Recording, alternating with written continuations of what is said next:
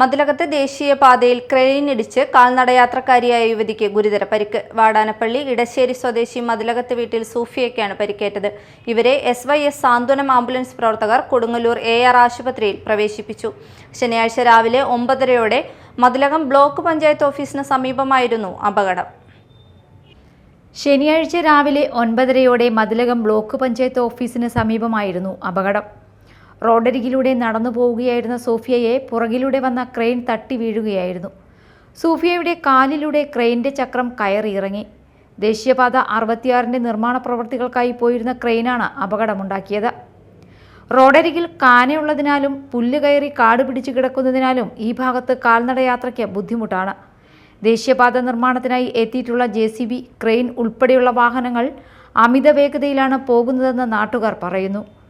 സ്ഥിരമായി ഇത്തരം വാഹനങ്ങൾ അപകടമുണ്ടാക്കുന്നതും പതിവായിരിക്കുകയാണ്. അപകടമുണ്ടാക്കിയ ക്രെയിൻ ഓടിച്ചിരുന്ന ബീഹാർ സ്വദേശി മുന്ന കുമാറിനെ മതിലകം പോലീസ് കസ്റ്റഡിയിലെടുത്തു. മതിലകത്ത് സഹോദരിയുടെ വീട്ടിലെത്തിയതായിരുന്നു സോഫിയ. Media time, Kodungallur.